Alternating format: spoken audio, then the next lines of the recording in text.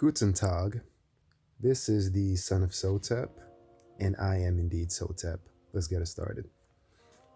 The theme of this episode is question your beliefs. Question your beliefs. If somebody were to ask me what it is I believe in, my answer would be who.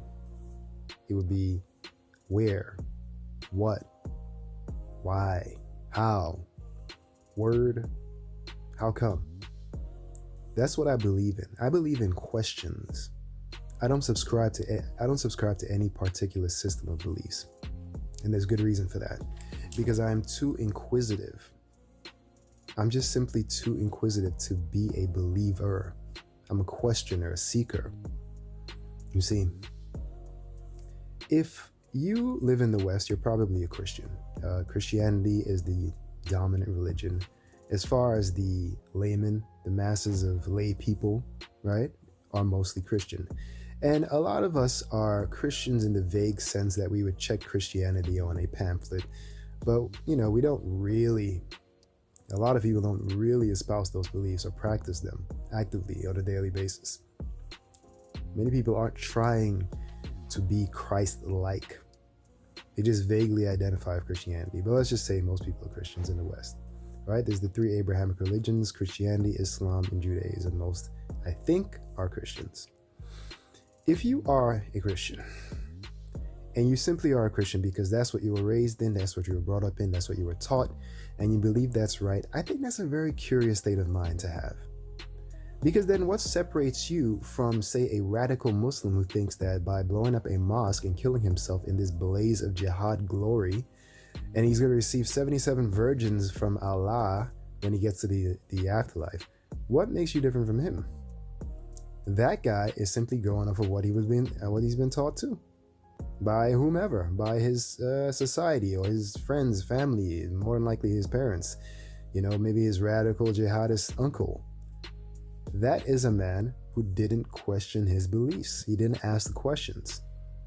I remember watching this program about a bunch of people, again, this is a religious event, who would come out yearly. I forget who exactly these people are, but they would swing chains with razors on them and hooks and cutlasses over their heads and hit themselves in the back and lacerate themselves. Also the tops of their head. They would lacerate their heads and lacerate their backs. Sometimes horrendous gaping wounds that obviously going to need so many stitches, and many of which probably get infected. A few of those people probably die. In doing this, they believe that they're atoning somehow, that they're showing contrition before their God. Again, these are a group of people who never question what they believe in. And all of these people belong to the same group. People who are taking up beliefs because it is part of their society, it's where they grew up. Think about that, right? If you're a Christian, you think that non-believers go to hell. Okay. So you mean to tell me that there are 7 billion people on planet Earth?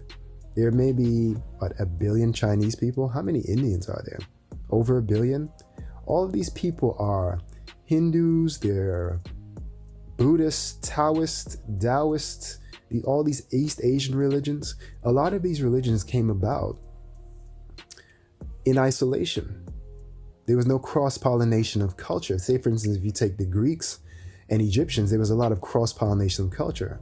That's why so many Egyptian gods have Greek representatives or similarities with Greek deities. But a lot of these other religions developed in isolation. So you mean to tell me God engendered the isolation of these people by the billions, only to send them all to hell? If that's what you believe, that is a very curious belief, But I suppose the Lord giveth and the Lord taketh away. So, another curious facet of religion I find is, a lot of the most important forces of nature you kind of learn about. Just instinctively, you come to have the appropriate respect for them. For instance, heat, cold, gravity. You learn real fast that if you don't respect these forces, that you will get hurt. But somehow God is responsible for your everlasting soul, which makes him of ultimate importance, and you will never know about him unless someone tells you, unless you read a little book that he left back. A book which itself engenders so much confusion that there are over 2,000 Christian denominations, none of which can agree on the same doctrine that they're all reading, who have even historically come to blows and shed each other's blood. A lot of people believe that their religions are religions of peace. Even Islam is called the religion of peace, and I know Christians believe that Christianity is a very peaceful religion, but if you believe that's because you don't do any research. Because it were your Christian brethren who were burning each other in Europe because they thought that some people were witches and warlocks. As a matter of fact, King James himself took part in that quaint activity, killing many women, burning them alive at the stake for being witches and warlocks. There's also the Crusades, and there's also slavery, which the Catholic Church heartily sanctioned, would even go as far as to bless the ships when they were going out to capture people. So, Christianity actually has a very, very bloody past. And I can go on about that, but that's not the point of this podcast. It's really question what it is you believe. Don't just believe something because someone told you, or you grew up in a culture where it's widely held to be true, so you're just going to go ahead and believe it. I have a lot of things that I do that other people don't do. That might even be odd, but I've come to those conclusions and those behaviors, a lot of them through critical analysis, and I decided this is something that seems beneficial to me, so I'm going to do it. It's not because it's faddish or it's popular. I just did some research. 20% of the effort you put out will determine 80% of what your life looks like. So you only have to spend a little bit of time searching for the truth to then permeate your life. But you got to put a little bit of effort in first. The worst thing you could do is just be an automaton, just another zombie, going along with what everyone else tells you. You know what? After you go through your critical analysis, you may come right back to where you were before. You may decide that Jesus is the way, the truth, or the light, or it's all about Buddha, or it's all about Allah and Muhammad, his messenger. You may come right back to where you are now, but at least you'll be firmly grounded because you've come there of your own accord, through your own volition, through honest inquiry. But if you're just standing in a spot because someone said, hey, stand there, are you really firmly rooted in that spot? I don't think so. I really don't think so. Question your beliefs. Anyway, food for thought, as they say.